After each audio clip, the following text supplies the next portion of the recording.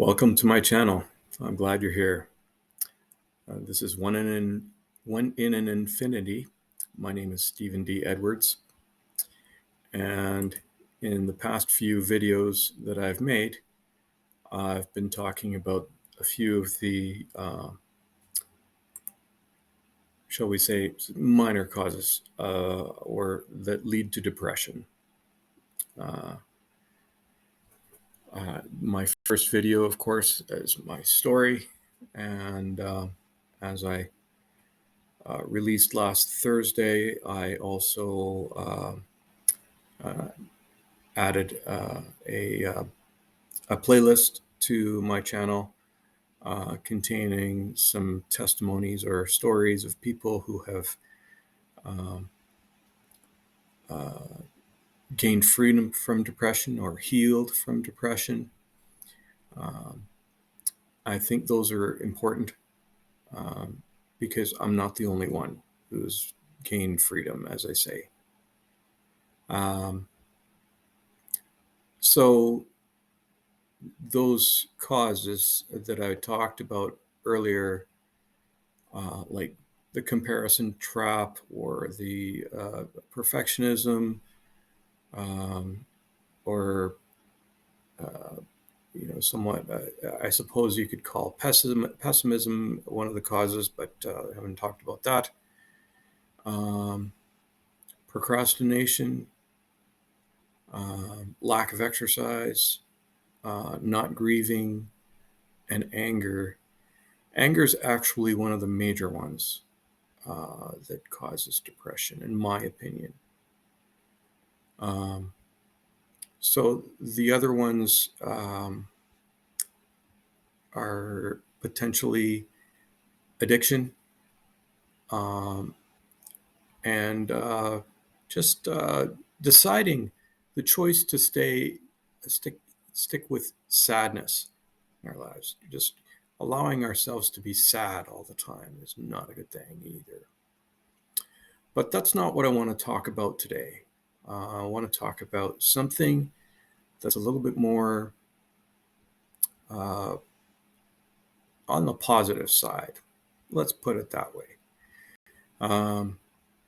Because a lot of my the first part of my book is pretty much what led me into depression. But in this one chapter, I talk about optimism. Yes, optimism. And I want to start here with a quote, which I find actually quite profound. Mary Lou Retton, if you know who she's a gymnast. In the 1980s, she won Olympic medals. I believe she won gold. Don't quote me on that. You can check it out for yourself. She said, "Optimism is a happiness magnet. If you stay positive, good things and good people will be drawn to you." And some other people have written about this subject in a more expansive way. And I'm not sure I believe in it, but I know I can say for certain that a positive attitude has really turned my life around.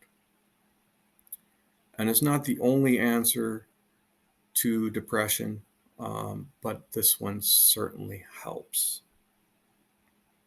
So there's a tremendous power in our thoughts, because as we think, our actions follow accordingly.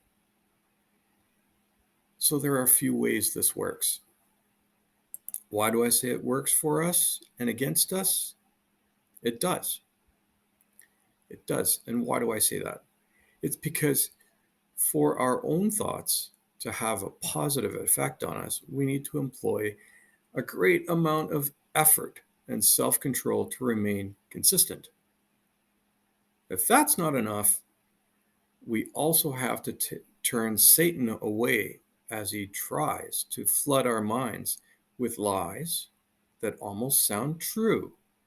Isn't that his way? just to, deceptively say, well, God didn't really say that, did he? Like he did, he said to Eve in the Garden of Eden. So, he delights in intriguing at the most inopportune times to keep us from seeing God's glory in our lives. Now,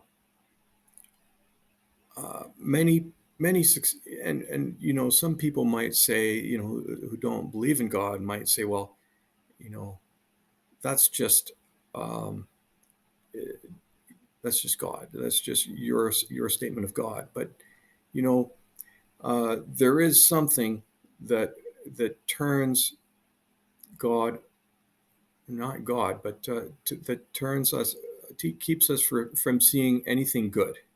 Let's put it that way. Keeps us from seeing anything good.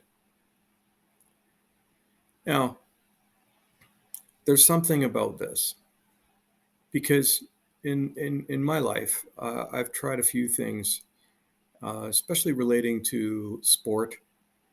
Um, and, I've experienced a few things. Because, see, professional athletes, you visualize their plays before they perform them. Golfers see the path of their ball through the air over the terrain as it heads towards the cup.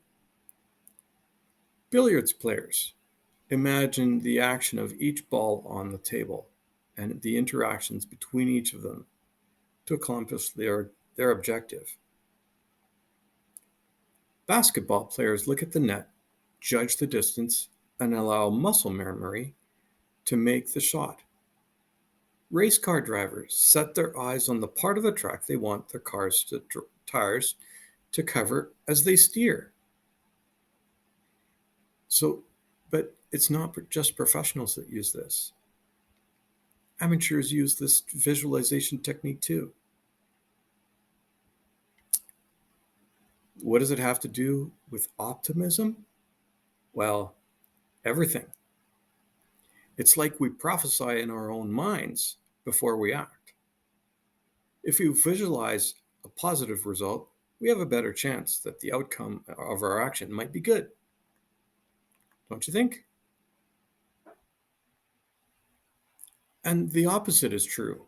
If we visualize a negative result, we enhance the possibility of an adverse experience. I have a couple of stories of when positive thinking and visualization had a positive effect on my attitude in the moment. Now, when I was a teenager, I used to play golf 3 or 4 times a week. Most weeks it was three, depended on whether there was a holiday or not.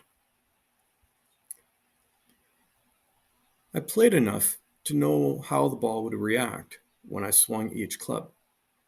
I was an amateur because I could only live for moments like this one that I'm telling you right now. It was a relatively short par four, but my drive went into the trees on the right. As I looked at the lie over, I saw a couple of options. There was little to no grass under the ball and no underbrush. So a little bump and run up to the green was possible, except that I would have to negotiate a deep sand trap. Or I could go high, except there was lots of foliage in the trees. But I looked up and I saw a hole in the foliage, about a foot across. I figured that for the distance, I needed a sand wedge and began to visualize the ball going through the hole in the canopy. I could see the shot. That was when I noticed a group of onlookers at the refreshment bar next to the previous tee box. I took a couple of practice swings and lined up for the shot. Just after I swung my club, I couldn't follow the ball's flight, but I noticed it landed on the green, and my spectators applauded. I successfully negotiated the birdie putt too. How about that?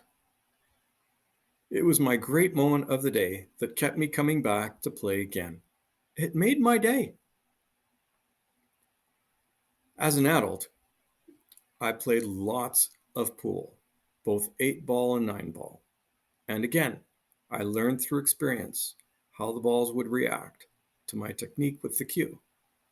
And again, I am an amateur player, playing for moments just like this one. Many players know that the most difficult shots are when the object ball has a long distance to reach its intended target. One day I was playing Scotch doubles, 8-ball, with a former pro, Joey, as my partner. On the other team were his competitive close friends. I didn't like letting him down, so pressure was high. As an aggressive player, I rarely ever played safety shots, and the situation was somewhat difficult. We had only one ball before the 8-ball left on the table. So missing the ball at this shot would have been disaster because any ball would have been open for the other team. So the object ball was in one corner with the cue ball there, and the only shot I had was in the opposite corner, diagonally across. So that makes it just what I described earlier, the longest possible distance for the object ball to reach the pocket. So I just visualized what I was going to do with the ball. And by the way, the 8-ball was in the other pocket on the same end of the table as the cue ball.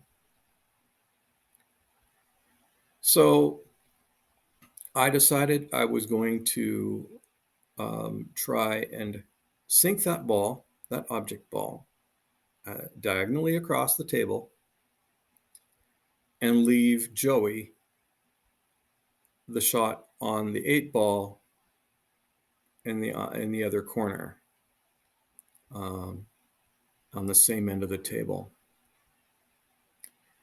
So I imagined, I visualized this crazy angle that I had to shoot,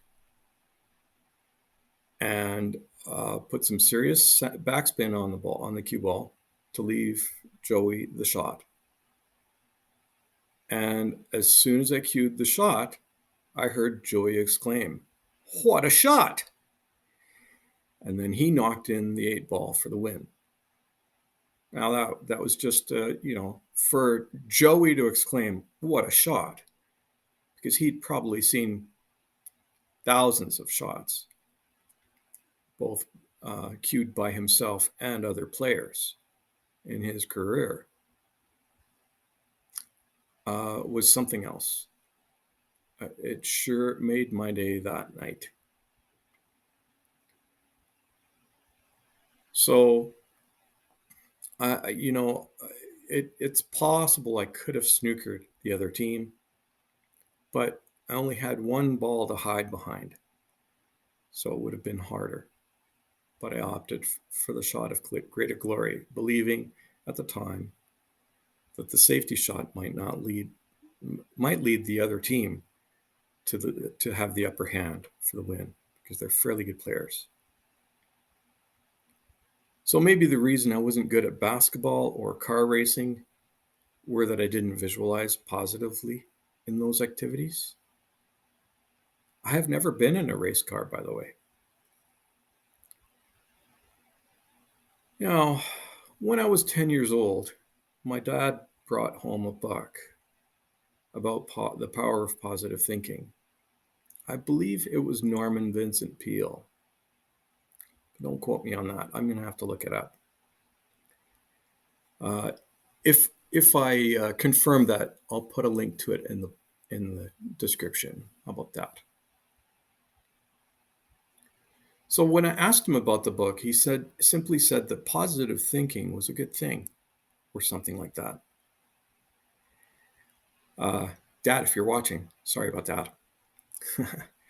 Although it did really sound good, um, I didn't want to read it then. It was adult reading. I was a kid. I thought I might read the book someday, but I haven't read it yet. However, that conversation with my dad planted a seed in my mind that thinking positive is always a good thing that remains to this day, even though I didn't take it in for a really long time. However, I would say that a little is enough. A little watering of that seed, and before I knew it, then the darkness of depression started to lift. But I still wonder how much power the power of positive thought would have had in my life. I wondered how long, and just decided to give it a shot. No, not to read the book, but to make sure that every thought I had was positive and to see how that might change things. That transformation did start to happen quite slowly, but I couldn't completely change myself into a better man. So there are two things we can do to develop a positive attitude within us. These tasks are not mutually exclusive and can work very well together. First, we can determine for ourselves that we will maintain a positive attitude as much as our human mind can. I could say also that this thought came to mind just recently, so well after I wrote my book. I had a boss who always reminded me that there are no problems. Whenever I brought a problem before her, she would say, "That's not really a problem. That's an opportunity." Those thoughts, whenever they came about, whenever she reminded me of that, also brought me the opportunity to become a little bit more positive in my life. So, in this way, now, we would need to set our minds to remain positive no matter what we encounter in our daily lives. You know, a flat tire, it's okay. I can change it. There's no problem. I just have to remember to take the car to a place where they can repair the tire and I can put it back on the car. But it takes a tremendous amount of willpower and determination, as I say. However, it takes only a little bit. It's only a little effort before it's a habit. Some people say 21 days, but I think that's variable. But when we're not gripped by depression, using this method alone leaves us prone to failure.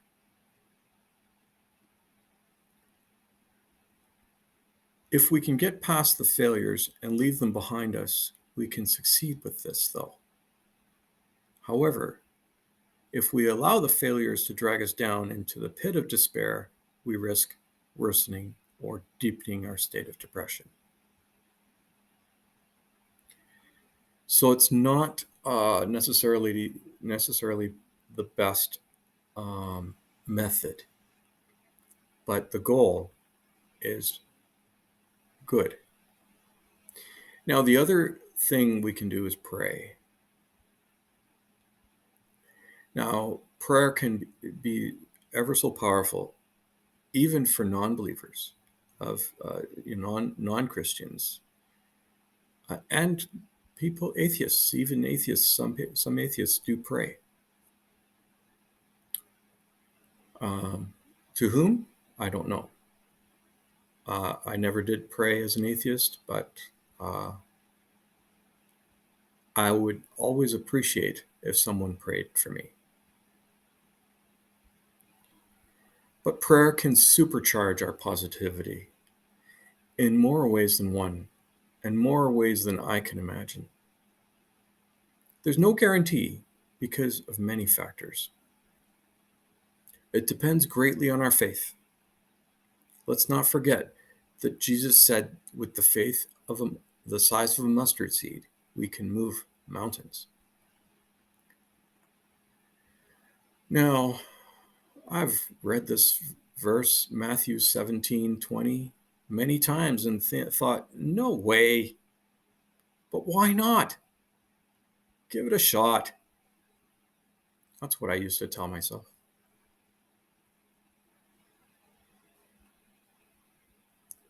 If Jesus or God can shift nature to stop the flow of the flooded Jordan River to allow the Israelites to cross on dry ground, as they did in the book of Joshua, why not relocate a mountain? Right? If he can cause rain to fall for 40 days and nights, enough that it would flood the earth and drown everyone on the face of the earth, why not transfer a mound of earth and rock to another place? If he can cause Goliath to fall victim to a single sling of a stone by a shepherd boy, why can't he move a hill? Why not? Because we don't believe. That's why. So it's both easier and harder than I just made it sound. I hear you saying, what do you mean? In practical terms, it's easy to see that what Jesus means when he says that faith can move a mountain is that faith is all we need for prayer to work. It gets hard when we think that because our faith is small, God won't answer our prayer. That's just wrong thinking. God grows our faith when we turn to him. Therefore, it's only hard when we try to stay positive on our own strength. Without faith, a positive attitude is merely us working under our own strength and weak power. We need to rely on Jesus. We need to rely on Jesus for his power, his strength.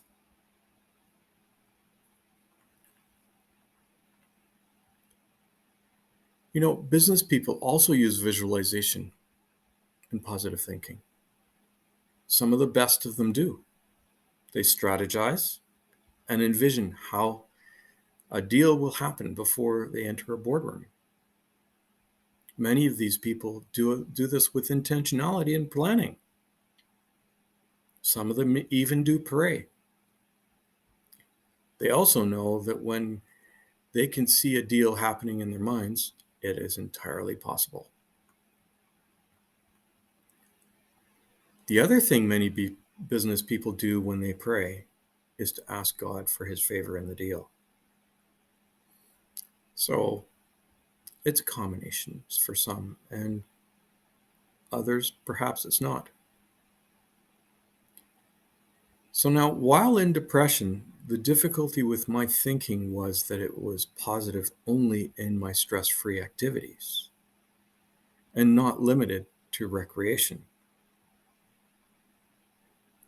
When life was stressful and thinking was critical, fear crept in and negative thought followed, which led to undesired consequences. It was as though some bad yeast had got into the dough.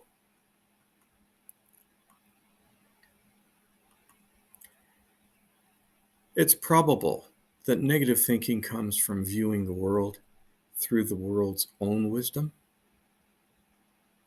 However, relying on God's truth and wisdom will result in positive thinking, I believe. Therefore, we need to recognize that Jesus is truth, the way, and the life, because when we stand on his promises, God will surprise us. So, part of my personal faith is to trust God for everything. I don't always succeed at this, but when I do this, I get good results.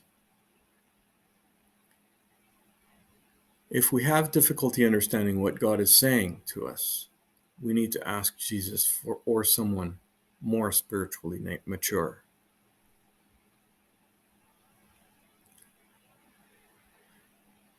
As I discuss already, if we prophesy to our own minds how everything will go before it happens, and when the movie director in our minds calls action, our bodies will execute the plan. For many of us, that happens without intentionality or the diligent planning that athletes and business people use.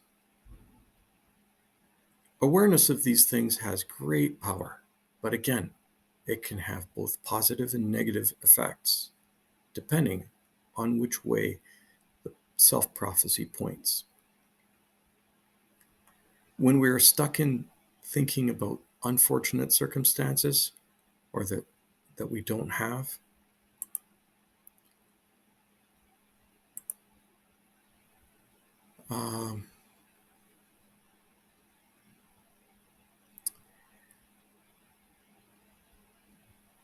negative thoughts can become can come more easily than positive ones. Yet positivity is all around, even in not so great circumstances. It's a matter of perspective.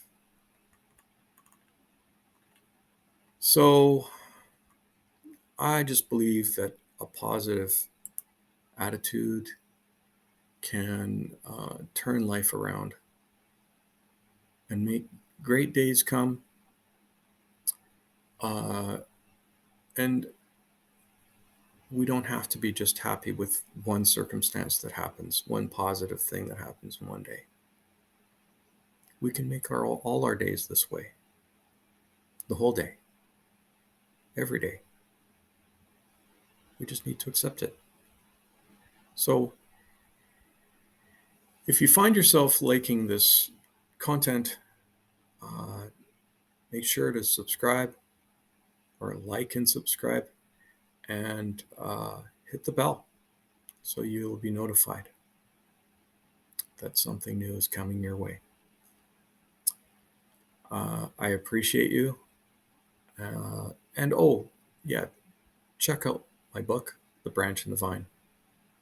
I'll put it in the description. So until next time, thank you for watching, and like and subscribe. Have a great day.